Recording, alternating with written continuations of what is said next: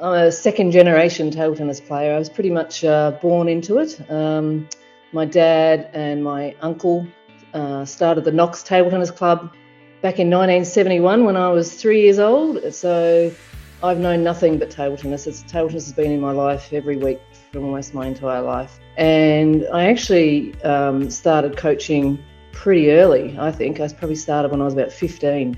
We had a table tennis room out the back.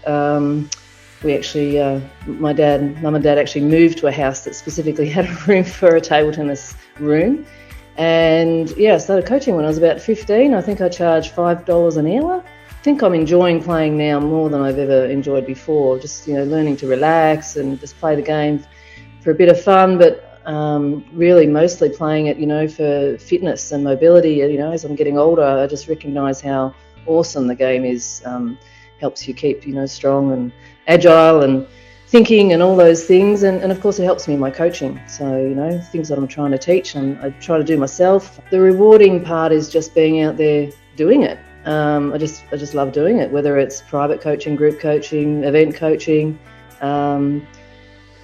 If I can help someone, in their journey to become independent in their learning and give them the skills to drive their own improvements and enjoyment in the game, that's what, I think that's really awesome. You have to stay present. You have to keep learning.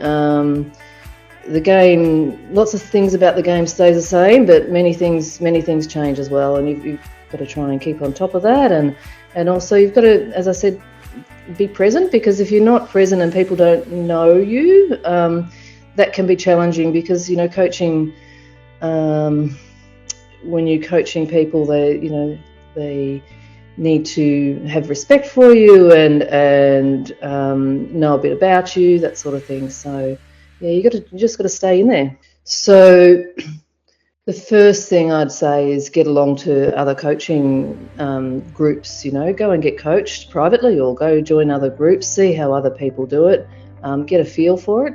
Go along and get your accreditation. TOPS level is the best place to start. I think even if you're a well-established, well-credentialed player, I think it's still really relevant and really helpful to go through the credentialing process with coaching. There's a lot to learn through that. Obviously family first and foremost. Without my dad and my uncle and my mum, we wouldn't have been playing table tennis. And my family today is still really supportive. My husband Philip, my two sisters Marie and Linda, they're always really supportive of me to keep my coaching going.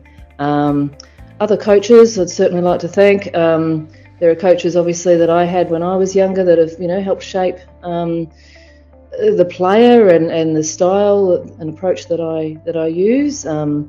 Probably the three that I would mention, I had a private coach when I was a junior, John Williams. He was very influential in my development. Igor Claff was our state coach and still the state coach for many, many years.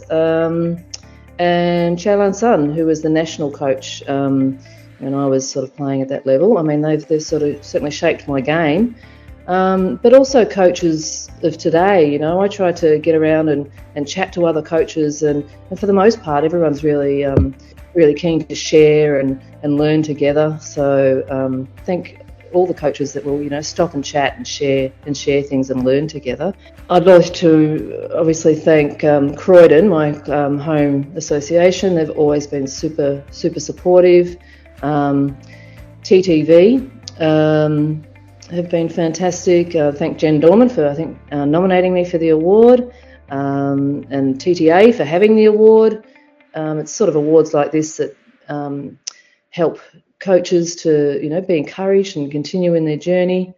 And finally, I guess the athletes, thank you to them for, letting me be part of their journey.